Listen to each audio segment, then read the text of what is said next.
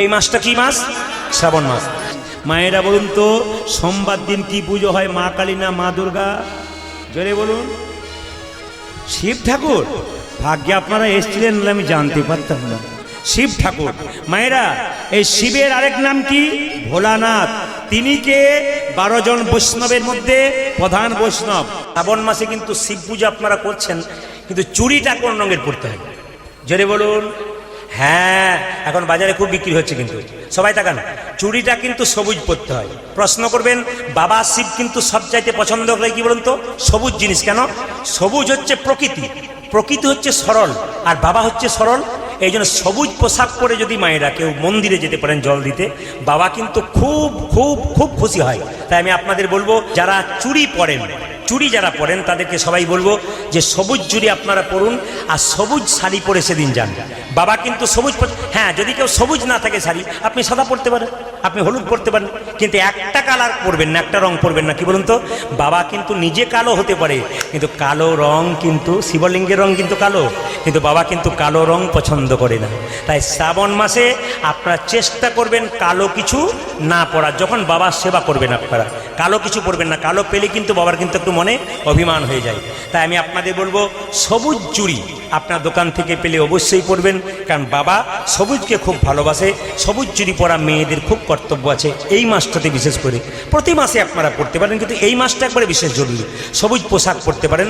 আমি আগেই বললাম, প্রকৃতি সুন্দর, প্রকৃতি সবুজ, সরলতার প্রতীক, আর বাবা হো সরলতার প্রতীক। তাই সবাইকে কিন্তু কাঁচের চুড়ি বা কাঁচের পোশাকটাকে আপনাকে সবুজ পরতে হবে। অনেকে দেখবেন কৃষ্ণ ভক্ত মানুষরা মা দুর্গার প্রসাদ খায় না, শিবের প্রসাদ খায় না।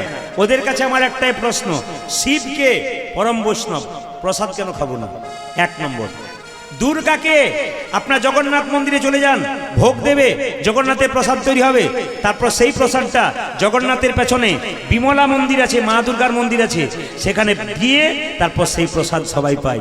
তাহলে যদি আমরা শাস্ত্রে দেখতে পাই ভগবানের প্রসাদ নয়, দেবতার প্রসাদও গ্রহণ করা উচিত, দেবদেবীর আশীর্বাদ পাওয়া যায় মা। এই সোমবার দিন কিন্তু বাবা ভোলাকে আপনারা জল ঢালবেন, কিন্তু শিবলিঙ্গ বাড়িতে দুটো রাখার নিয়ম নয়। শিবলিঙ্গ একটাই রাখবেন।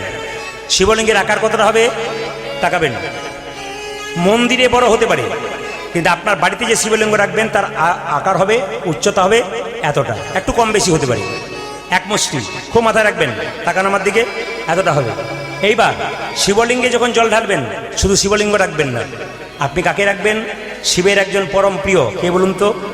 গরুটার নাম কি? কি নাম? নন্দী নাকি? ওকে রাখবেন। আর কাকে রাখবেন? না, গণেশকে রাখবেন, আর কার্তিককে রাখবেন, আর পার্বতী মাকে রাখবেন, তাদের ছবি রাখবেন। যখন জল দেবেন তখন মাথায় রাখবেন, যে শিবলিঙ্গে জলটা আপনি দেবেন, সেই শিবলিঙ্গে জলটা দেওয়ার সময় যে জলটা নিচে পড়বে ওটা কিন্তু একটা থালা হবে। কিসের থালা হবে? কাঁসার থালা হবে, অথবা সেই থালাটা হতে পারে কি আপনার ওই পাথরের থালা হতে পারে। এটা কিন্তু মাথায় রাখবেন জল যখন দেবেন।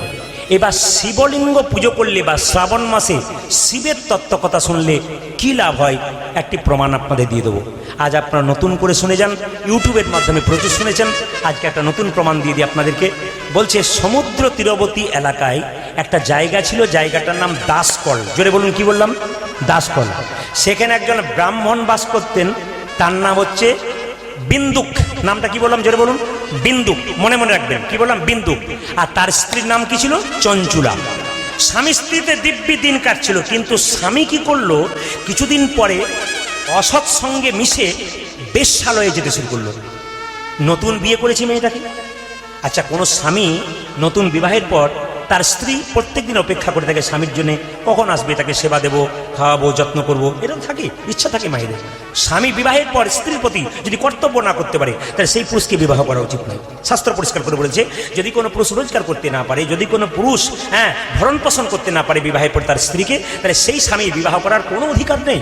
কারণ আপনি যাকে নিয়ে আসবেন সে তো অবলা, তাকে কিন্তু ভরণ পোষণ করার দায়িত্ব আপনার আছে, আপনাকে করতে হবে। কিন্তু সেই ব্রাহ্মণ, বিন্দুক ব্রাহ্মণ কি করলো না, প্রত্যেক দিন বেশ্যালয়ে যায়। এখন বেশ্যালয়ে যায়, রাত্রিতে ফিরে আসে, তার স্ত্রী ঘুমিয়ে যায়। কিছু মনে করবেন না মায়েরা, কামনা বাসনা প্রত্যেকটি নারী পুরুষের মধ্যেই আছে। সেই স্ত্রী প্রত্যেকদিন অপেক্ষা করে থাকে স্বামী সুখ লাভ করার জন্য, কিন্তু স্বামী সেই সুখ দিতে পারে না। হঠাৎ করে দেখলো স্বামী যখন বেশ্যাবৃত্তি করে বেড়ায়, তখন স্ত্রীর মনে কিন্তু পরপুরুষের চিন্তা হতে লাগলো। আর পরপুরুষের চিন্তা করতে করতে কিছুদিন পরে কোনো কোনো পুরুষের সঙ্গে সম্পর্ক করে বাড়িতে গিয়ে পুরুষের সঙ্গে মিলন করতে লাগলো, বাইরের পুরুষের সঙ্গে। এখন লক্ষ্য করুন মায়েরা, এর জন্য দায়ী কে বলুন তো? নারী খারাপ হবার মূলে অনেকটা দায়ী কিন্তু কে বলুন? স্বামী। স্বামী তাকে ঠিকঠাক আগলে রাখতে পারে না, তাই নারী উল্টো পাল্টা পথে চলে যায়। এই ব্রাহ্মণ তার প্রমাণ দিয়ে দিল। তাকান, যখনই ব্রাহ্মণ বেশ্যাবৃত্তি করতে লাগলো, তার স্ত্রী তখন পরপুরুষের সঙ্গ করতে লাগলো। একদিন একটা পরপুরুষ তার স্ত্রীর বাড়িতে ঢুকে গেছে, আর যেই না বলেছে কে, পরপুরুষটা দৌড়ে পালিয়ে গেছে। আর তার স্ত্রী ক্ষমা চেয়ে বলছে, তুমি কিছু মনে করো না, আমি অপরাধ করে ফেলেছি। কি ভেবেছো তুমি? বারবার করে তাকে নানা রকম খারাপ খারাপ কথা বললো। শেষে বললো, শোনো, একটা সিদ্ধান্তে আসি, আমি বেশ্যালয়ে যাব। বলে, তুমি বেশ্যালয়ে যাও বলে তো আমার এই অবস্থা হয়েছে। বলছে, আমি বেশ্যালয়ে যাব, তুমি যা করছো করো, কিন্তু যে পুরুষের সঙ্গে সঙ্গ করবে তুমি কিন্তু তার কাছ থেকে টাকা নেবে, টাকার মাধ্যমে তুমি দেহ বিক্রি করবে, সংসার দিব্যি চলবে, কোনো অসুবিধা নেই, আমি বেশ্যা বিক্রি যাবো। এই সিদ্ধান্তে যখন এলো মায়েরা, হঠাৎ সেই বিন্দুক ব্রাহ্মণ একদিন মারা গেল। মায়েরা, কোনো পুরুষ যদি নিজ স্ত্রীকে ত্যাগ করে, নিজ স্ত্রীকে কষ্ট করে যদি বেশ্যাবৃত্তি করে, যদি অন্যায় কাজ করে, পরিষ্কার করে জেনে নিন, তাকে পিশাচ জন্ম নিতে হয়, তাকে নরকে যেতে হয়। এবং নরকে গিয়ে তাকে কিরকম শাস্তি দেওয়া হয় না, গরম লোহার ডান্ডার মধ্যে তাকে জড়িয়ে রাখা হয় এবং তারপর তাকে পিশাচ জনিতে জন্ম হয়। এই বিন্দুক ব্রাহ্মণের পিশাচ জনিত জন্ম হলো, সে বিন্ধ্যাচল পর্বতে গিয়ে রইল পিশাচ রূপে। আপনারা বলবেন পিশাচ কাকে বলে? ভূত এবং পেতনির নিচে যেটা হয়, আরো নিচু, সেটা হচ্ছে পিশাচ জনি। সেই পিশাচ জনিতে অন্যায় করার জন্য জন্ম নিল। তার স্ত্রী একদিন এরকম খারাপ কাজ করতে করতে তার বয়স হয়ে গেল, কোনো পুরুষ তার কাছে আসে না। একদিন সে আফসোস করতে করতে মনে মনে ভাবলো, আমি তো সারা জীবন অন্যায় করলাম, আমার স্বামী অন্যায় করলো, তা পাপ করলে নাকি শুনেছি তীর্থে গেলে পাপের খণ্ডন হয়। তীর্থে তীর্থে বেড়াতে বেড়াতে হঠাৎ দেখতে পেল একটা গঙ্গার তীরে একজন ব্রাহ্মণ পাঠ করছে শিব পুরাণের কথা।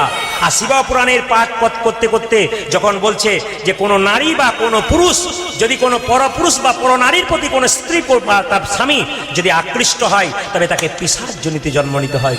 সঙ্গে সঙ্গে সেই মেয়েটি আছাড় খেয়ে বলল, এই চঞ্চল আছাড় খেয়ে বলল, ব্রাহ্মণ, আমি বড় অন্যায় করে ফেলেছি, এক কাজ করো, আমি যেন পিশাচ জনিতে আর জন্ম না নিতে পারি তার ব্যবস্থা করো। বলে, না, তুমি যে অন্যায় করেছো, অন্যায় করে শাস্তি তোমাকে পেতে হবে। বলে, রোগ যদি হয়, রোগের যেমন কোনো ওষুধ আছে, সেরকম পাপ যদি কেউ করে, সেই পাপ খণ্ডনের বিধান আছে, তুমি আমায় বিধান দাও। বলছে, এই শ্রাবণ মাস চলছে, এই শ্রাবণ মাসে যদি তুমি শিব পুরাণ থেকে শিবের কথা শুনতে পারো, শিব হলো পবিত্র, শিব হলো পবিত্র, তাই শিবের কথা যে আজকে শুনছেন মায়েরা, আপনাদের যত পাপ আছে, ছোট ছোট পাপ, সব পাপ কিন্তু খণ্ডন হবে যত শিবের কথা শুনবেন। এই শ্রাবণ মাসে যত শিবলিঙ্গে জল দেবেন। বারবার ওই মেয়েটিকে বোঝালো। এখন মেয়েটি যখন হঠাৎ একদিন মারা গেল, সেই চঞ্চুলা মারা যাওয়ার পর সবাই লক্ষ্য করুন, তার কিন্তু আর নরকগামী হলো না। কেন? শিব পুরাণ পড়েছে, শিবের কথা জেনেছে, শ্রাবণ মাসে সোমবার সোমবার জল ঢেলেছে, উপবাস করেছে, তা একটা ফল তো আছে। কোথায় গেল মায়েরা? শিবলোকে গেল। শিবলোকে গিয়ে দুর্গা দেবী পার্বতী জিজ্ঞেস করছে, এই যে চঞ্চুলা, তুমি কেন এরকম করে চুপ করে বসে থাকো, কি হয়েছে? বলছে, আমার একটি মাত্র অশান্তি। বলে, কি?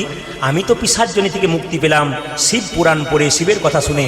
আমার স্বামী হলেও সে যতই অন্যায় করুক, তবু তো স্বামী বটে, সে তো পিশাচ জনি ভোগ করছে, তার জন্য আমি চিন্তা করছি তার কি অবস্থা হবে। বলে, শোনো, এক কাজ করো, নারায়ণের যেমন একজন নারায়ণ নারায়ণ গুণগান গাইতো, তার নাম কি? নারদ। ঠিক সেরকম শিবের গুণগান গাচ্ছ, তার নাম তম্বুর। নামটা কি বলুন তো?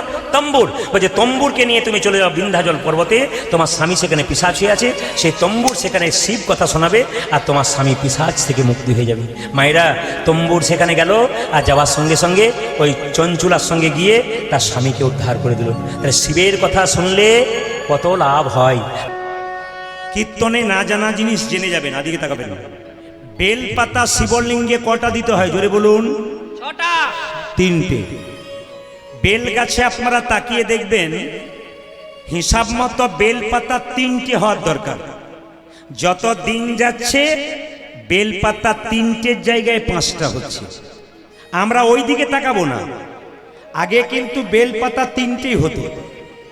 এখন বিভিন্ন রকমের বিজ্ঞান ভিত্তিক ব্যাপার হওয়াতে বেলপাতা 5টা হয়ে যাচ্ছে, কিন্তু বেলপাতা 3টে। মায়েরা, বেলপাতা 3টে দেবেন কেন? এই 3টে বেলপাতা কখন থেকে হলো? আপনারা ধরা দেবীর নাম শুনেছেন, যিনি বাম স্তন কর্তন করে গোবিন্দের সেবা দিয়েছিল। বাবা ভোলানাথ দোকানদার সেজে বসেছিল, স্তন কেটে তাকে বন্ধক দিয়েছিল। ও মায়েরা, বাবা কি করেছিল? সেই ধরা দেবীর কাটা স্তন মাটিতে পুঁতে দিয়েছিল, তার থেকে বেল গাছের জন্ম হলো। এইবার যখন ধরাদেবী, এদিকে দেখাবেন, ধরাদেবী যখন কাটা স্তন অবস্থায় কাপড়টা ঢাকা দিয়ে ভগবানকে সেবা দিতে যাচ্ছে, অন্ন সেবা, তখন হঠাৎ 3 ফোঁটা রক্ত মাটিতে পড়ল কাটা স্তন থেকে। সেই 3 ফোঁটা রক্ত থেকে 3টি বেল পাতার জন্ম হয়ে গেল। জেনে নিন, এই যে আপনারা যে কোনো পুজোতে দুর্বা ঘাস দেন, আস্তে, এই দুর্বা ঘাসটা কে বলুন তো? এ হলো দুর্বাসুর। তাহলে অসুর থেকে দুর্বা ঘাস হলো কেন? দুর্বাসুর একবার ভগবানের ধ্যান করেছিল। ভগবান বলল, দুর্বাসুর তুমি কি চাও? অসুর হয়ে বলে, আমি অমরত্ব চাই, চিরকাল বাঁচতে চাই। সঙ্গে সঙ্গে ভগবান বললেন, দেবতাদের অমরত্ব আছে, অসুরদের অমরত্ব নাই, তুমি যা চাইবে চাও, অমরত্ব দেবো না। কি জন্য অমরত্ব চাইছো? সঙ্গে সঙ্গে দুর্বাসুর বলল, আমি যেন তোমার চরণের সেবাতে লাগতে পারি, ওই জন্য অমরত্ব চাই। ভগবান মনে মনে ভাবলো, অনেক অসুর অমরত্ব চাই আমাদের সঙ্গে লড়াই করবার জন্যে, কিন্তু দুর্বাসুর চাইলো কি না, আমার সেবাই লাগবার জন্যে। ওগো দুর্বাসুর, তোমাকে আশীর্বাদ করলাম, তুমি অমর থাকবে। কখন? দুর্বা ঘাস রূপে পৃথিবীতে থাকবে। মায়েরা বলুন তো, কি বর্ষা, কি গ্রীষ্ম, কি শীত, দুর্বা ঘাস মরে? জোরে বলুন, দুর্বা ঘাস মরে। এ হচ্ছে কি ভগবানের আশীর্বাদ। এ দুর্বাসুর থেকে দুর্বা ঘাস হলো। আচ্ছা বলুন তো, এদিকে দুর্বা ঘাস আমরা ছেলের অন্নপ্রাশনের দিন দিই, বিয়ের সময় দিই, কেন দিই বলুন তো? দুর্বা ঘাস কেন দিই মা? দুর্বা ঘাস দিয়ে জন্যে, দুর্বা ঘাসের যেমন গ্রীষ্ম, বর্ষা, শরৎ, হেমন্ত একই রকম থাকে, তুমি যেন দীর্ঘায়ু হও, তার জন্য দুর্বা ঘাস দেওয়া হয়। আর ধান দেওয়া কেন হয়? ধান হচ্ছে লক্ষ্মী, তুমি ধনবান হও, এই জন্য ধান দেওয়া হয়। মায়েরা সবাই লক্ষ্য করুন, বেলপাতা সোমবার দিন শিবলিঙ্গে দিন, কিন্তু বেলপাতা সোমবার দিন তুলতে পাবেন না। যে যেখানে আছেন একবারে খুলে কান খুলে শুনে দিন, বেলপাতা সোমবার দিন তোলা যায় না। প্রশ্ন করবেন, তাহলে সোমবার দিন দিতে পারা যায়? হ্যাঁ দেবেন। তাহলে কি করে দেবেন? আগের দিনে তুলে রাখবেন বেলপাতা, পাত্রে ভিজিয়ে রাখবেন, সেই বেলপাতা আপনি শিবলিঙ্গে দেবেন, বাবা খুশি হয়ে যাবে। এইদিকে তাকাবেন, ভক্তি যদি থাকে কারো, ভগবান কৃপা করে, বাবা ভোলা কৃপা করে। এই দেখুন, শিবলিঙ্গ থেকে 3টি বেলপাতা মা ভবানী না চলে পড়ল। এর ফাঁকে একটা কথা বলা আছে, দেবতার মন্দির পরিক্রমা করবেন 3 বার, ভগবানের মন্দির পরিক্রমা করবেন 4 বার, শিবলিঙ্গ পরিক্রমা কবার করবেন, ঘুরবেন কবার? হাফ বার, অর্ধেক বার। মায়েরা আপনাদের কাজ বিশেষ করে, এটা যে শিবলিঙ্গ হয়, আপনি এখান থেকে এই পর্যন্ত এলেন, এখান থেকে এই পর্যন্ত এলেন, কিন্তু পেরিয়ে গেলেন না। যদি পেরিয়ে গেলেন তাহলে আপনাদের অন্যায় হয়ে গেল। কি বললাম? এইখান থেকে এইটা, এইখান থেকে এটা, কিন্তু পেরিয়ে যাবেন না। অর্ধেকবার আপনাকে পরিক্রমা করতে হবে, অর্ধেকবার। মাথাতে ঢুকে গেছে আপনাদের? সবাই লক্ষ্য করুন, কালকে যেখানে গান করছিলাম, একজন ব্যক্তি আমার কাছে এসে বললেন, যাত্রাতে 22 জন লোক থাকে, 22 জন লোক 22 রকম অভিনয় করে মানুষকে বসিয়ে রাখে, আর আপনি কীর্তন করছেন, একটা মানুষ আসরে দাঁড়িয়ে অভিনয়ের মাধ্যমে মানুষকে রাখছেন, এর কৃতিত্বটা কোথায়? আমি বললাম, এর কৃতিত্ব একমাত্র স্বয়ং কৃষ্ণ। কৃষ্ণর কৃপা ছাড়া, সাধুগুরু বৈষ্ণবের আশীর্বাদ ছাড়া এ কোনোদিন হয় না। আপনাদের আশীর্বাদ যদি বর্ষণ না হয় তাহলে হয় না। একটু শুনে নিন। 7 জন বন্ধু ইংরেজিতে এমএ করেছিলাম আমাকে নিয়ে, 6 জন চাকরি করছে, কেউ প্রফেসর, কেউ মাস্টার, কিন্তু আমি করিনি। কি করলাম? কীর্তন। ওরা যখন চাকরি পেল আমাকে ফোন করলো, প্রদীপ আমরা সরকারি চাকরি নিলাম, তুই কি করলি? আমি ওদেরকে সেদিন বলেছিলাম, তোরা তো সরকারের চাকর হলি, আর আমি এমন একজনের চাকর হলাম, এত এত সাধুগুরু বৈষ্ণবের চরণ ধুলো মাথায়। আপনাদের মতো সাধুগুরু বৈষ্ণবের আশীর্বাদ পাবো বলে এলাম। ওরা এখন আমাকে ফোন করে করে বলে, তোর জায়গাতে গেলেই ভালো হতো। বললাম কেন? বলছে, একটা স্কুলের মাস্টার হয়েছি, একটা এলাকার লোক আমায় চেনে, কিন্তু তুই কীর্তনা হয়েছিস, আজকে ইউটিউবের মাধ্যমে দেখতে পাচ্ছি। আমি হায়দ্রাবাদ গিয়েছিলাম, আপনার চমকে যাবেন, একটা 4 মিনার স্টেডিয়াম, বিরাট স্টেডিয়াম, 35,000 লোক থই থই করছে, জায়গা দিতে পারছে না। আমি কয়েকদিন আগে মুম্বাই গিয়েছিলাম, আপনারা ইউটিউবের মাধ্যমে দেখতে পাবেন।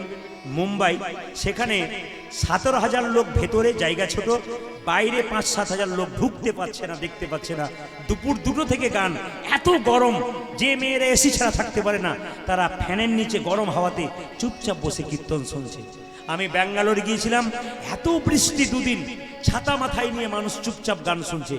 আমি ত্রিপুরা গিয়েছিলাম, যেখানে একটা আলাদা রাজ্য, যেখানে মানুষ বাংলা ভালো বলতে পারে না কিন্তু বাংলা বুঝতে পারে, সেখানকার মানুষ পর্যন্ত কাতারে কাতারে কীর্তন শুনছে।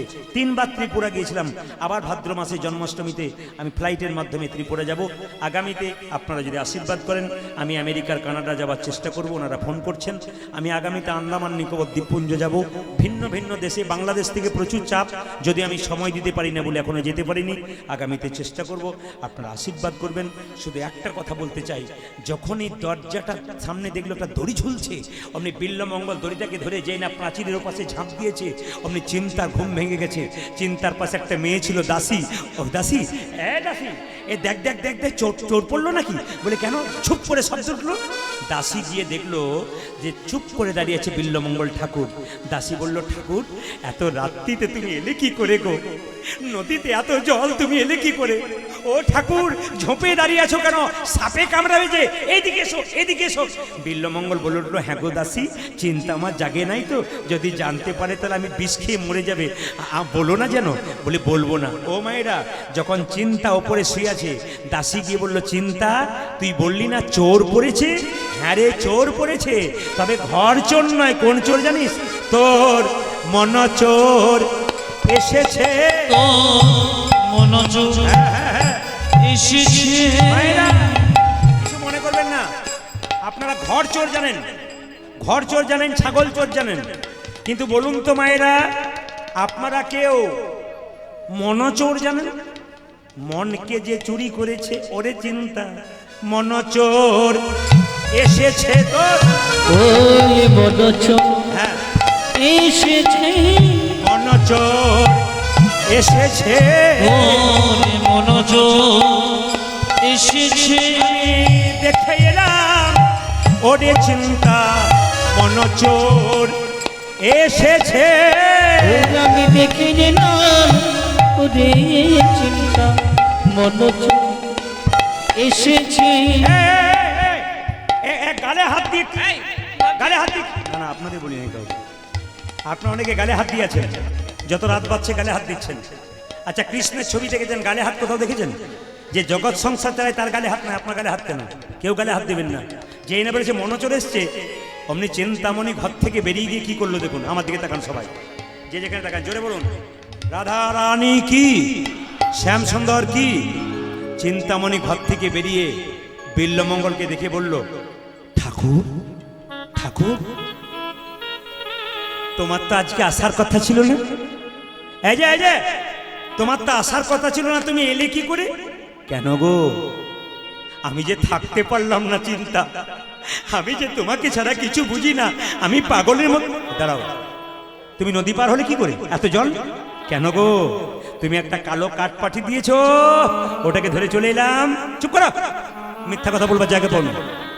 আমি তোমার জন্য কালো কাঠ পাঠালাম? হ্যাঁ, কালো কাঠ পাঠিয়ে দিয়েছো তুমি, ওটাকে ধরে চলে এলাম। এখন আমি রেখে এসেছি যাবো বলে। ও বেশ, আচ্ছা আচ্ছা, প্রাচীর পেরোলে কি করে? প্রাচীর পেরোলাম কি করে? দড়ি ঝুলিয়েছিলে, কালো দড়ি, ওটাকে ধরে চলে এলাম। আপনাদের নিশ্চয় কারো অবগত না হওয়া নয়, সব বুঝেছেন, আমি বুঝতে পেরেছি। আচ্ছা বলুন তো মায়েরা, বাবারা বলবেন না, যে নদীতে কালো কাঠটা পেরোলো, বাবারা বলবেন না, ওটা কি হতে পারে? জোরে বলুন। সাপ? ও বাহ, এই তো হলো ভক্ত। এ শুধু আপনাদের নয়, কালকে জিজ্ঞেস করেছি, কালো একই কথা বলেছে। বলুন, যখনই বলল দেখাও তুমি কোথায় কালো কাঠ, সকাল হয়ে গেল। চিন্তামণি যখন নিয়ে গেল বিল্লমঙ্গলকে টেনে, হঠাৎ দেখতে পাচ্ছে কালো কাঠ নয় মা, একটা মরা মানুষের শরীর পড়ে আছে। চিন্তামণি বিল্লমঙ্গলে হাত দুটো ধরে বলল, ঠাকুর, এত প্রেম তুমি আমার মতো পতিতা মেয়েকে দিলে কেন? তুমি যদি জলে ওকে ধরে আসছিলে, যদি মরে যেতে, আমার আর কে ছিল? জগতে আমার কেউ নাই ভালোবাসার মানুষ তুমি ছাড়া। তুমি আচ্ছা ঠাকুর, তুমি প্রাচীর পার হলে কি করে গো? ওই যে দড়ি ঝুলিয়েছো, কোথায় দড়ি? দেখাও গিয়ে। দড়ি নয় বাবা, একটা বিষধর সাপ, গর্তের মধ্যে মুখটা ছিল, লেজটা বের করেছিল। ওই সাপটাকে ধরে বিল্বমঙ্গল ছাপ দিয়েছে। চিন্তা যখন দেখলো কালো বিষধর সাপ, চমকে উঠল। ঠাকুর, কালো সাপ, ওটাকে ধরে তুমি চলে এলে? হ্যাঁ গো। ছি, একটা পতিতা মেয়ের প্রতি তোমার এত প্রেম কেন? ভগবানের প্রতি নেই কেন? চাও তুমি ভগবানের কাছে। দেখুন কেমন ধমক দিচ্ছে। যে যাকে ভালোবাসে না তাকে শাসনও করতে পারে। ও মায়েরা, যে যাকে ভালোবাসে তাকে শাসন করতে পারে। বিল্বমঙ্গলকে চিন্তামণি বলল, চিন্তা তুমি আমায় ধমক দিচ্ছ কেন? ঠাকুর, সত্যি যদি তুমি আমায় ভালোবাসো, আমার মাথায় হাত দিয়ে কথা দাও, আমি যা বলবো তুমি তাই করবে। কি? আমায় ভুলে যা,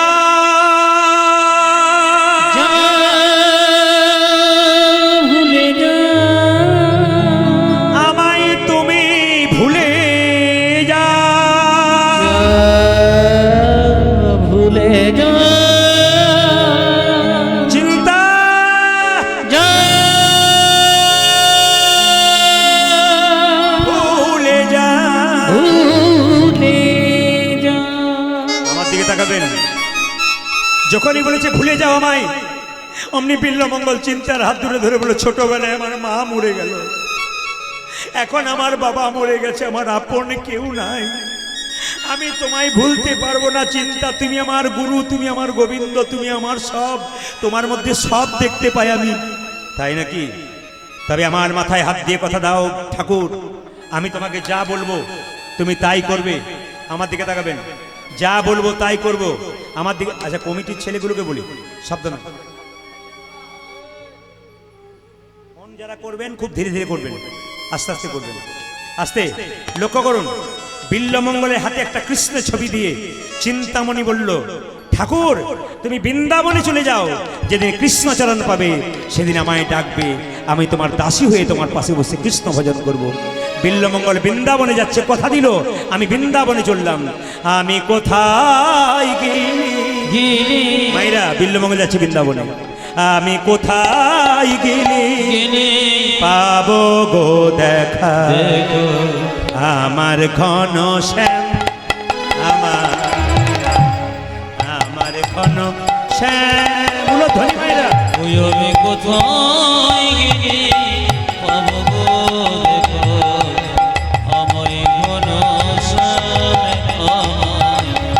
আমায় ঘন শ্যাম।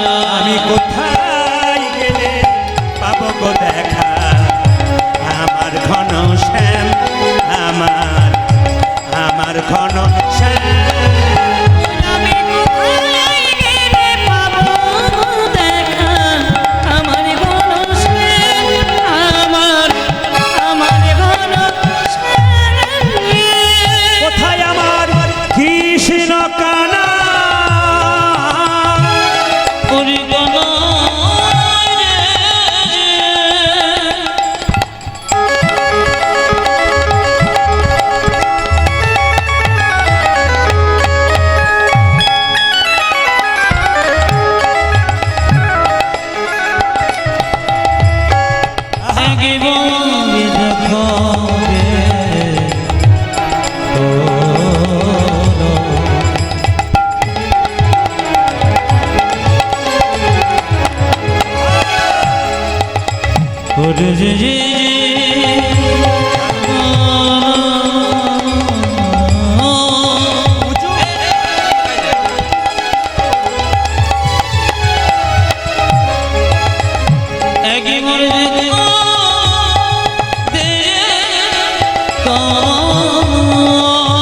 বলে কোথায় আমার কৃষ্ণ,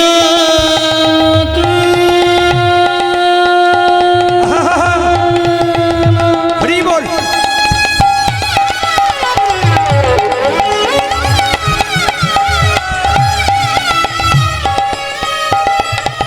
কোথায় ঘন শ্যাম, কোথায় গেলে পাবো গো দেখা, আমার ঘন শ্যাম, আমার ঘন শ্যাম। আমি কোথায় গেলে পাবো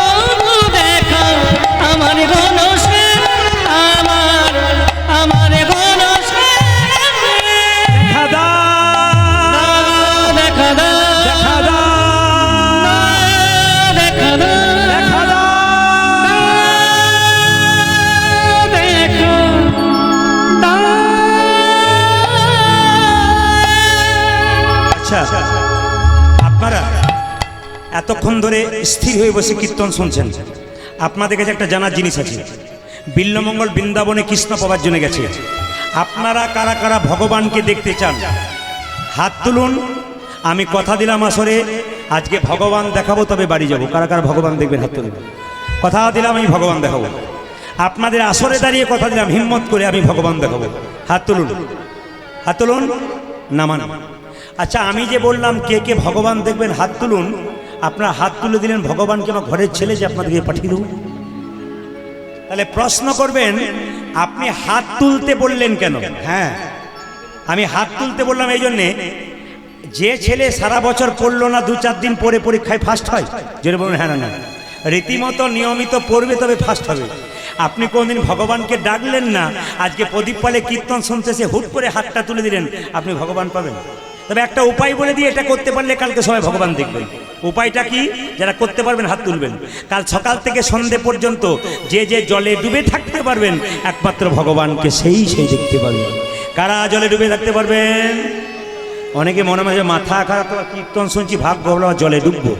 এইদিকে ও মায়েরা, আমি যে বলেছি কাল সকাল থেকে সন্ধে পর্যন্ত জলে ডুবে থাকবেন, আমি কি একবারও বলেছি নদীর জল? জোরে বলুন।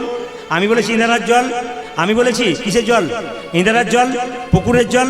কাল সকাল থেকে সন্ধে পর্যন্ত যে যে নয়ন জলে ডুববে, একমাত্র ভগবানকে সেই দেখতে পাবে।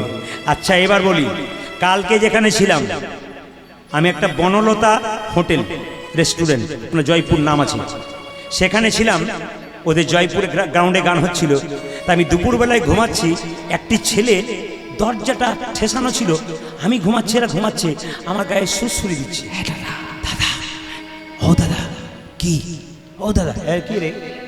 ও দাদা, একে ভগবানের মোবাইল নাম্বারটা জানা আছে? আমি মনে মনে ভাবলাম ভগবান, এটা পাগল টাগল কি হলো নাকি? ভগবানের মোবাইল নাম্বারটা একটু বলুন। আমি কোনটা নেবে, জিওটা না এসটিডিওটা? এই এসটিডি নাম্বার নেবে না জিও নাম্বার নেবে? বলছি দুটো নাম্বারটাই দাও। বললাম তাহলে এক কাজ করো, কীর্তনে আসরে দেবো। ও কালকে দাঁড়িয়েছিল নাম্বারটা শোনার জন্যে, আজকে আবার ফোন করেছিলাম যেখানে গেলে আসছি, দাদা আজ গান কোথায় আছে? আমার নাম একবারে বাঁকুড়া থেকে 70 কিলোমিটার দূরে যাবার ইচ্ছা ছিল, কাছাকাছি হলে। বললাম না, আবার জ্বালাবে বলো কি 70 কিলোমিটার বললাম, কি করবেন বাধ্য হয়ে। তো সবাই তাকান আমার দিকে। ভগবানের মোবাইল নাম্বার দুটো, এসটিডি নাম্বার কি?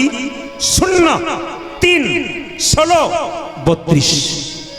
অনেকে খুঁজে পাচ্ছেন না নাম্বার কেমন। 03-16-32। চিন্তা শূন্য মনে তত্ত্ব, চিন্তা শূন্য মনে 3 সকাল দুপুর সন্ধে 16 নাম 32 অক্ষর যে জপ করতে পারবে, ভগবানের সঙ্গে কথা সেই বলছে তো বলবে। 2 এসটিডি নাম্বার হলো জিও নাম্বার 12-18,335। শুনে নিন, 12-18,335। মন দিয়ে শুনবেন মাইরা। 12 দুটো সংখ্যা, 18 দুটো সংখ্যা, কটা হলো? 4টা। 3টে শূন্য হাজারের 7টা সংখ্যা, আর 335 কটা হলো? 10টা। তত্ত্ব কি? শ্রীমদ্ ভাগবত গীতা 12টি স্কন্ধ, 18,000 শ্লোক আর 335 অধ্যায়। যিনি অধ্যয়ন করতে পারবেন তিনি ভগবানের সঙ্গে কথা বলতে পারবেন। ওই জন্য আপনাদের বলি, শ্রীমদ্ ভাগবত গীতা আপনার কাছে রাখবেন। আস্তে, কালও বাঁকুড়ায় ছিল, পৌষও বাঁকুড়ায় ছিলাম, তার আগে ধানবাদে ছিলাম। ধানবাদের কথা আর বলবো না। কাল বাঁকুড়ায় ছিলাম, পরশু বাঁকুড়ায় ছিলাম। তা 3 জায়গাতে কিন্তু ভক্তের সংখ্যা একটু কম বেশি, কালকের চাইতে একটু বেশি, তার আগের দিনে এইরকম, আজকে এইরকম। তা আজকে পরীক্ষা করে যাব। আমাদের ক্যামেরা এসেছে, বাংলা কীর্তন স্টুডিও। আপনারা 2-4 দিন পরে সার্চ করবেন, আপনাদের এই গ্রামটার নাম করে ছেড়ে দেবে বাংলা কীর্তন স্টুডিও। আপনারা এমনি ইউটিউবে সার্চ করবেন বাংলা কীর্তন স্টুডিও, দেখবেন আমার কীর্তনগুলো শুনতে পাবেন, এই কীর্তনটাও শুনতে পাবেন। যদি আজকে কেউ হাততালি দেন, ওরা ক্যামেরা ঘোরাচ্ছে, আপনাদের হাততালি উঠছে। যদি কেউ না দেন, যখন ইউটিউবে দেখবেন তখন বলবেন, দিদি আমি তুলি নাই, আমার হয় নাই গো, তুমি তুলেছ, আমার হয়েছে। এটা যেন বলতে না হয়, তাই সবাই মিলে হাততালিটা দেন। ওরা ক্যামেরা ঘোরাচ্ছে, ওরা কিন্তু ওই যে ঘুরছে না, ও কিন্তু দেখে দেখে যাচ্ছে কে দিচ্ছে আর কে দিচ্ছে না, তাই সবাই মিলে দিয়ে দেবেন। একটু বলুন হরে কৃষ্ণ, জোরে হরে কৃষ্ণ, বা কৃষ্ণ কৃষ্ণ, দারুণ, হরে রাম, বা দারুণ, আরো জোরে হরে কৃষ্ণ, বা হরে কৃষ্ণ কৃষ্ণ কৃষ্ণ, জোরে হরে রাম, দারুণ, একটু জোরে হরে কৃষ্ণ উচ্চ স্বরে, বাহ, জোরে, বাহ, হ্যাঁ, দাঁড়ান, এত জোরে দেবেন যেন কমলপুর পর্যন্ত যায়। জোরে বলুন হরে কৃষ্ণ, জোরে হরে কৃষ্ণ, বা কৃষ্ণ কৃষ্ণ, হ্যাঁ, দারুণ, বাহ, শেষবার হরে কৃষ্ণ, বাহ, দারুণ, বলুন হরে রাম, সুন্দর, দাঁড়ান দাঁড়ান দাঁড়ান, আগে কি আপনাদের কীর্তনের দল টল ছিল নাকি? দারুণ গাইছেন, কিন্তু এবারে এলাকায় এলে না, এদের আর আনবো না, আপনাদের দিয়ে চালিয়ে দেবো, যা হবে। হাত তুলুন, হরে কৃষ্ণ কৃষ্ণ কৃষ্ণ কৃষ্ণ, হরে হরে, হরে রাম রাম রাম, হরে হরে, উলধ্বনি, হরে কৃষ্ণ কৃষ্ণ কৃষ্ণ, হরে হরে, হরে রাম রাম হরে হরে। বলো হরে কৃষ্ণ কৃষ্ণ কৃষ্ণ হরে হরে।